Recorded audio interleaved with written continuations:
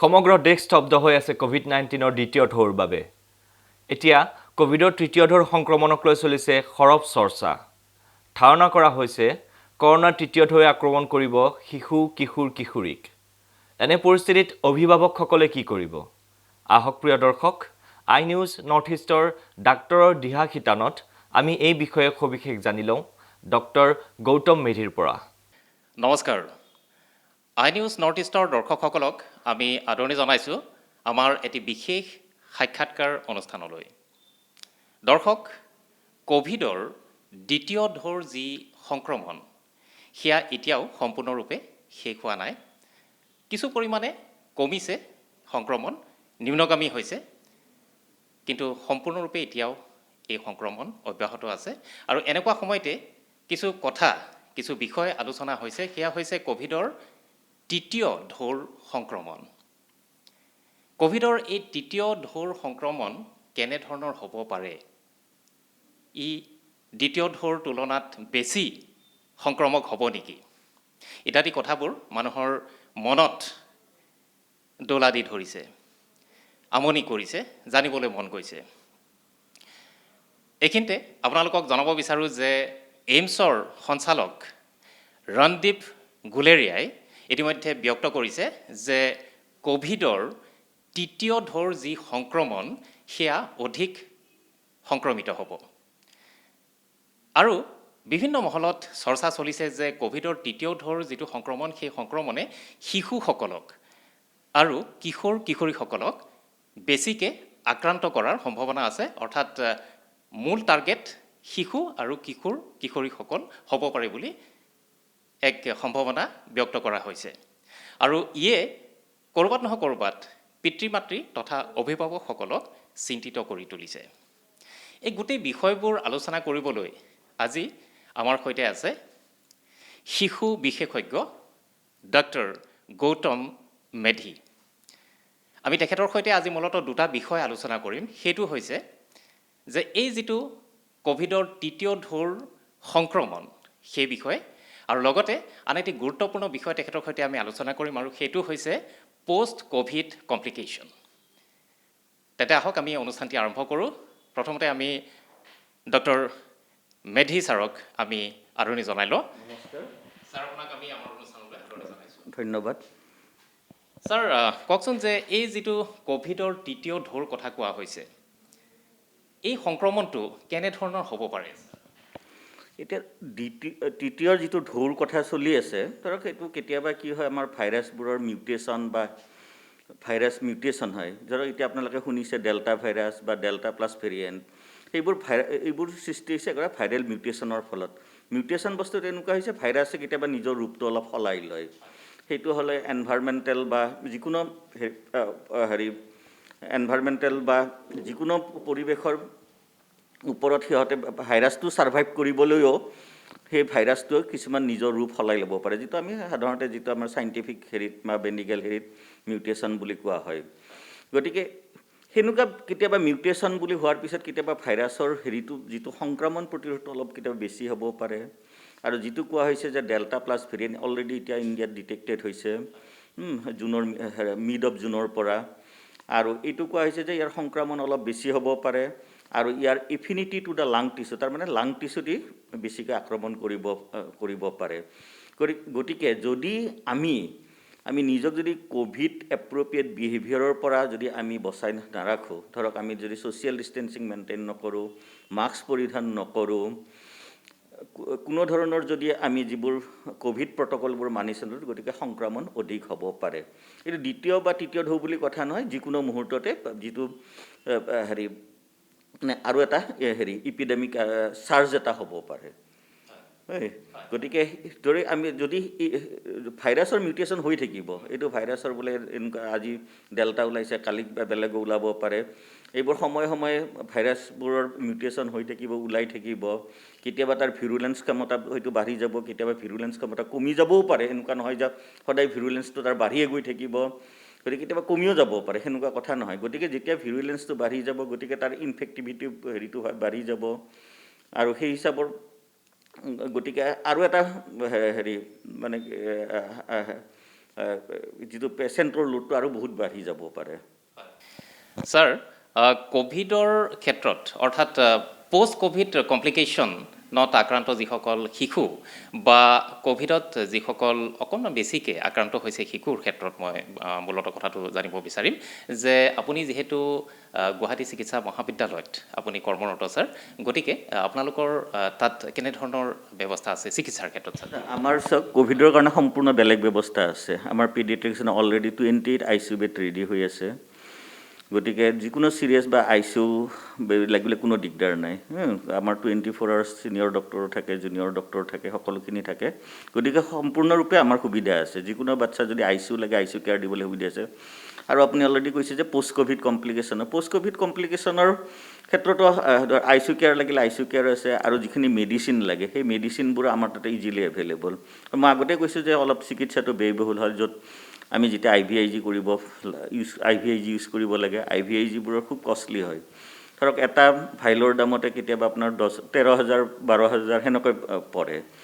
গতিকে এজন বাচ্চাক কেতিয়াবা আমাৰ 4টা বা 5টা ভাইল পৰ্যন্ত দিব লগা হয়, depending on this De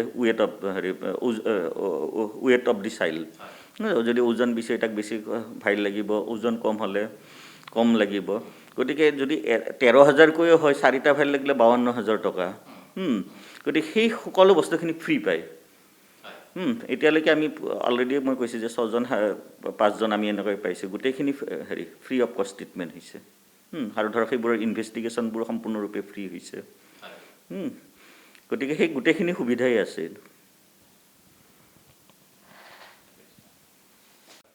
sir, বিভিন্ন মহলত এইটো এটা খুব সৰব আলোচনা চলিছে যে তৃতীয় ঢৌৰ যিটো সংক্ৰমণ, এই সংক্ৰমণে কিশোৰ কিশোৰী আৰু শিশুসকলক মূলতঃ টাৰ্গেট কৰিব বা আক্ৰান্ত কৰিব। কথাষাৰ কিমান দূৰ ছাৰ সত্য? নাই, এইটো এটা ধাৰণা কৰাইছে। এইকাৰণে ধাৰণা কৰা এইটো যে অকল যে যিটো মিউটেশ্যন হৈছে বা ভাইৰাছটো আহি অকল যে বাচ্চাবোৰকে কিশোৰীসকলকে আক্ৰমণ কৰিব এনেকুৱা কথা নহয়।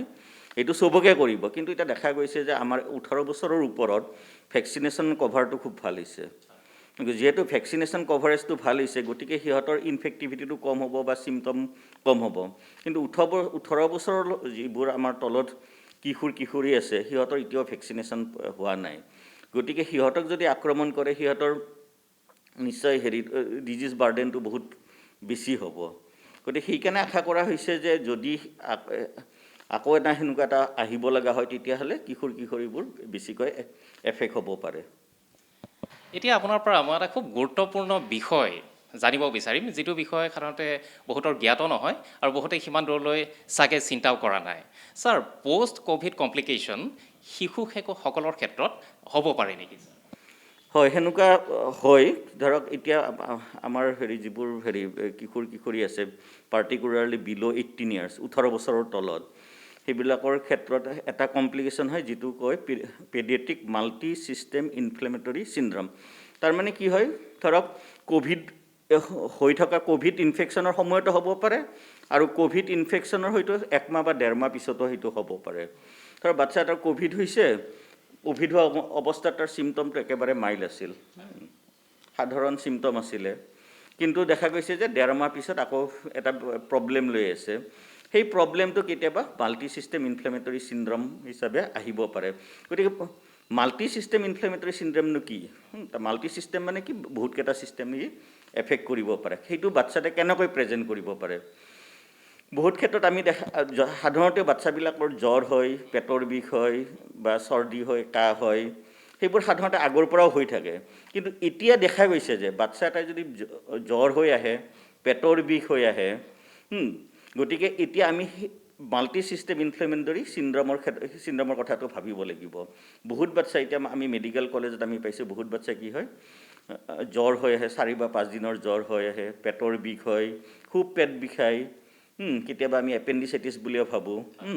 গতিকে সেইটো আমি যেতিয়া ইভালুৱেট কৰোঁতে আমি গম পাওঁ যে সেই বাচ্ছাটো এপেণ্ডিচাইটিছো হোৱা নাই, কিন্তু মাল্টি ছিষ্টেম ইনফ্লেমেটৰী। কমনলি বাচ্ছাবোৰ কেনেকৈ প্ৰেজেণ্ট কৰিব পাৰে, সেইটো সাধাৰণতে সেইবোৰ দেউতাক মাক শিশুসকলে সেইটো জনা উচিত। বহুত ক্ষেত্ৰত অকল জ্বৰ হিচাপে প্ৰেজেণ্ট কৰিব পাৰে, জ্বৰৰ লগত পেটৰ বিষ, ভমিটিং, লুজ মোশ্যন, কেতিয়াবা কি হয় মিউকোকিটিনিয়া চিণ্ড্ৰম। মিউকোকিটিনিয়া চিণ্ড্ৰম মানে কি হ'ব পাৰে, লিপটো খুব ৰঙা হ'ব পাৰে, টাংখন ৰঙা হ'ব পাৰে, চকুত আমাৰ জয়বাংলা উঠিলে যেনেকৈ ৰঙা হয় ঠিক তেনেকৈ ৰঙা হ'ব পাৰে। কেতিয়াবা বাচ্চাটোৰ হেৰি হ'ব পাৰে, ডিঙিৰ চাৰিওফালে আমাৰ লিম্ফ নোড থাকে, সেই লিম্ফ নোডবোৰ ডাঙৰ হ'ব পাৰে। গতিকে সেনেকুৱা ধৰণৰ চিমটম ইজিয়েলি সেইবোৰ চিমটম লৈয়ে প্ৰেজেণ্ট কৰে। তাৰ যদি ট্ৰিটমেণ্ট নকৰিলে কি হ'ব, তেওঁ হেৰি কিডনি ইনভলভমেণ্ট হ'ব পাৰে, হাৰ্টত ইনভলভমেণ্ট হ'ব পাৰে, লাং ইনভলভমেণ্ট হ'ব পাৰে। লাংটো সাধাৰণতে কম পৰিমাণে ইনভলভমেণ্ট, তথাপি ইনভলভমেণ্ট হ'ব পাৰে, ব্ৰেইন ইনভলভমেণ্ট হ'ব পাৰে, বহুকেইটা ছিষ্টেম ইনভলভমেণ্ট, আৰু সেইটো খুব ছিৰিয়াছ মেটাৰ। আমি ধৰক এতিয়া লাষ্ট আমি মে'ৰ পৰা জুনলৈকে প্ৰায় আমি 5টা-6টা কেছ এনেকৈ পাইছোঁ।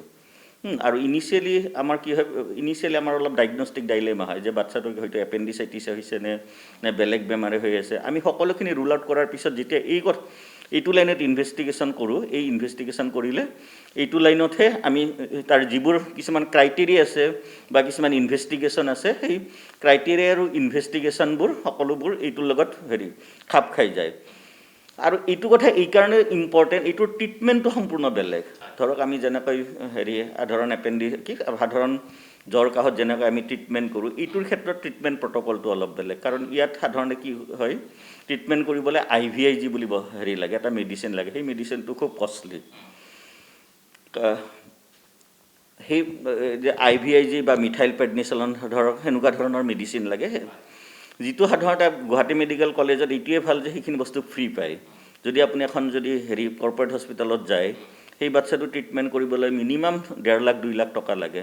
ইভেন যদি ডক্টৰে ফিজটোও নলয়, তথাপি 1.5 লাখ 2 লাখৰ আহিব। কাৰণ বহুত ক্ষেত্ৰত আমি দেখা পাইছোঁ ICUত এডমিশ্যন কৰি সিহঁতক ইনকিউবেশ্যন কৰিব লগা হৈছে, আৰু বহুত ইনভেষ্টিগেশ্যনখিনিও বহুত ধৰণে কৰিব লগা হয়।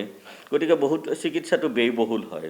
গতিকে যদি আৰ্লি পাৰ্টত পাওঁ, আমাৰ কাৰণে বহুত ভাল হয়, কাৰণ বাচ্চাটো আমি তেতিয়া বচাবলৈ সহজ হয়। যদি লেট ষ্টেজ প্ৰেজেণ্টেশ্যন কৰে, অলৰেডি বহুত অৰ্গেন ইনভলভমেণ্ট হৈ যায়।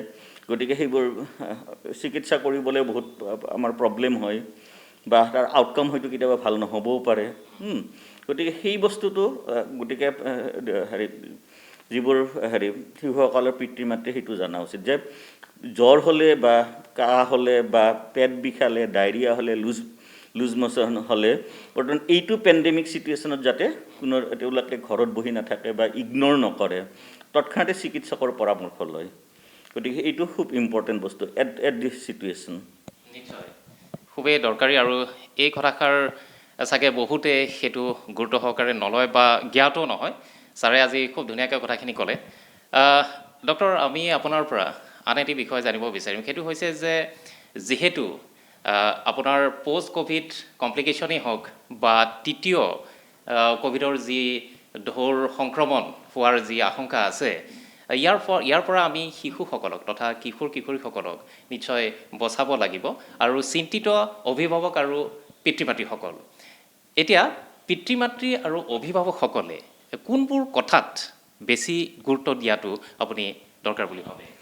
এতিয়া মেইনলি যিবোৰ কিশোৰী আছে, তেওঁলোকে মেক্সিমাম ঘৰতে থাকে।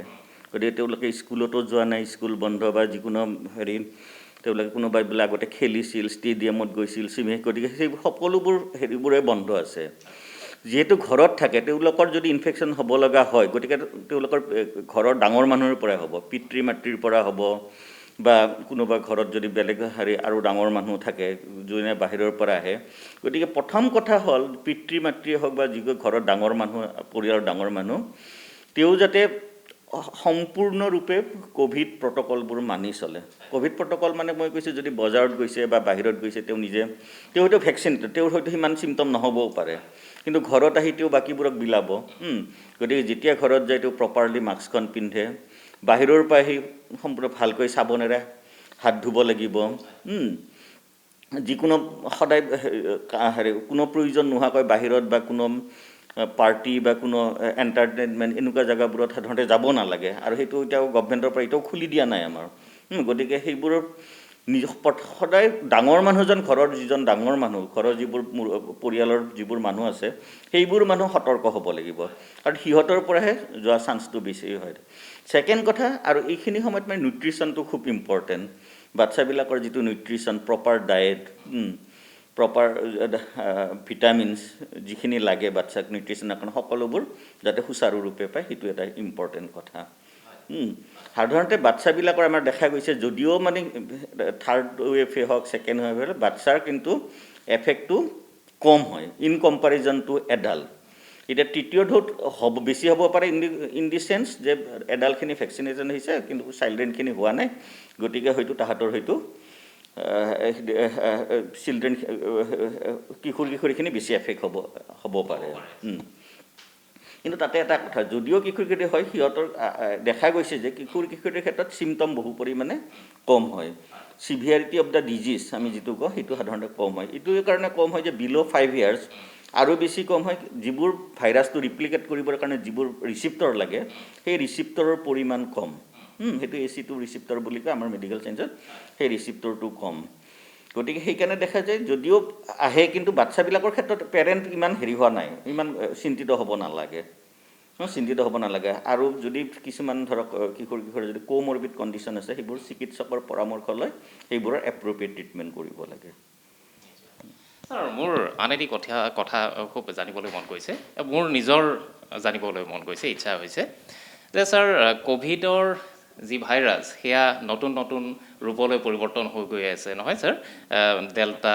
তাৰপাছত আকৌ ডেল্টা প্লাছ নহয় ছাৰ আৰু 2 বছৰ হ'ল ক'ভিডৰ এই যি সংক্ৰমণ জানিবলৈ মন গৈছে ছাৰ এই সংক্ৰমণ কিমান দিনলৈ চলিব পাৰে ছাৰ নাই সেইটো মই আপোনাক কৈছোঁ সেইটো একজেক্টলি আমি ক'ব নোৱাৰোঁ মই আগতেও ক'লোঁ আপোনাক যে যিটো মিউটেশ্যন বহুত মিউটেশ্যনটো ডিপেণ্ড কৰে বহুত এনভাইৰমেণ্টেল ফেক্টৰৰ ওপৰত ডিপেণ্ড কৰে গতিকে কাৰণ ভাইৰাছটো এটা জীৱহিও ছাৰ্ভাইভ কৰিব লাগিব গতিকে সিহঁতে ছাৰ্ভাইভেলৰ কাৰণে সদায় কি কৰে সিহঁতৰ ৰূপটো সলাই ধৰে গতিকে এনেকৈ হয়তো কেতিয়াবা এনেকুৱা হ'ব তাৰ ৰূপটো সলাই আজি হয়তো ইনফেক্টিভিটি তাৰ বেছি হৈছে কালিলৈ হয়তো তাৰ একেবাৰে ইনফেক্টিভিটি কমি যাব পাৰে বা যিটো ভিৰুলেঞ্চ ক্ষমতা বুলি কয় কমি গ'ল যেনেকৈ ইনফ্লুৱেঞ্জা ভাইৰাছটো আমাৰ এতিয়াও আছে যিটো আমাৰ ইনফ্লুৱেঞ্জাৰ কাহ চৰ্দি গতিকে এই ভাইৰাছটো হয়তো থাকি যাব পাৰে হয়তো তাৰ ভিৰুলেঞ্চ ক্ষমতা কমি যাব পাৰে আৰু এই ভাইৰাছটো কি কৰে ছ'চাইটিৰ এটা হাৰ্ড ইমিউনিটি মানে কি যেতিয়া পেণ্ডেমিক হৈ আছে কম পৰিমাণে সকলোবোৰে ইনফেকশ্যন হৈছে ইনক্লুডিং কিশোৰী বা যিকোনো পৰিমাণে তেতিয়াহ'লে আমাৰ কি হ'ল বডিবিলাকত এটা গম নোপোৱাকৈ এটা এণ্টিবডি হৈছে এণ্টিবডিটোৱে কি কৰে বহুত ক্ষেত্ৰত আমাক প্ৰটেক্ট কৰে যেনেকৈ আমি ভেকচিন ল'লে ভেকচিনে এণ্টিবডি এটা দিয়ে আৰু এই এণ্টিবডিটোৱে আমাক প্ৰটেক্ট কৰে ঠিক তেনেকৈ এটা চাব ক্লিনিকেল লেভেলত বহুত মানুহৰ হয়তো এটা ইনফেকশ্যন হৈ গৈছে গতিকে সেইবোৰ আকৌ এণ্টিবডি পাব সেই এণ্টিবডিবোৰেও প্ৰটেক্ট কৰি থাকিব যদিও এতিয়া একজেক্টলি ক'ব নোৱাৰোঁ কেতিয়া শেষ হয় হয়তো শেষ হ'বও পাৰে হয়তো নহ'বও পাৰে আৰু এইটো ডিপেণ্ড কৰিব ভাইৰাছটোৰ তাৰ কিমান মিউটেশ্যন কেপাচিটি বা ভাইৰাছটো কিমান তাৰ ভিৰুলেঞ্চ কিমান দিনলৈকে থাকে বা ভিৰুলেঞ্চ ক্ষমতা কেতিয়া কমি যায় হয়তো থাকি যাবও পাৰে এতিয়ালৈকে সেইটো একো ক'ব পৰা হোৱা নাই ছাৰ আপুনি ইমান ব্যস্ততাৰ মাজতো আমাক অকণমান সময় দিলে আৰু আজি আমি যিটো মূল বিষয়ত আমি কথা পাতিলোঁ আৰু সেইটো আছিল যে ক'ভিডৰ তৃতীয় ঢৌৰ যি সংক্ৰমণৰ কথা সেইটো আৰু লগতে পষ্ট ক'ভিড কমপ্লিকেশ্যন সেইটো এটা বিষয় আপুনি খুব সহজ সৰল ভাষাত আমাৰ দৰ্শকসকলক আপুনি বুজাই দিলে তাৰ বাবে আপোনাক আমি ধন্যবাদ দিছোঁ থেংক ইউ দৰ্শক আজি আমি এটি গুৰুত্বপূৰ্ণ বিষয় আপোনালোকৰ ওচৰলৈ আমি লৈ আহিছিলোঁ আৰু সেইটো হৈছে যে ক'ভিডৰ তৃতীয় ঢৌৰ যি সংক্ৰমণ সেয়া কেনেধৰণৰ হ'ব পাৰে আৰু লগতে আন এটি গুৰুত্বপূৰ্ণ বিষয় আপোনালোকৰ ওচৰলৈ আমি লৈ আহিছিলোঁ আৰু সেইটো হৈছে পষ্ট ক'ভিড কমপ্লিকেশ্যন শিশুসকলৰ ক্ষেত্ৰত হ'ব পাৰে নেকি আৰু ডক্টৰ গৌতম মেধি ছাৰে খুব সুন্দৰভাৱে আপোনালোকক এই গোটেইখিনি বিষয় সহজ সৰল ভাষাত জনালে আশা কৰিছোঁ অনুষ্ঠানটি চাই আপোনালোকে ভাল পাব এতিয়া মই শ্বৰিফুজ্জামানে মোৰ সহযোগী সঞ্জয়ৰ সৈতে আপোনালোকৰ পৰা বিদায় লৈছোঁ পুনৰ লগ পাম ধন্যবাদ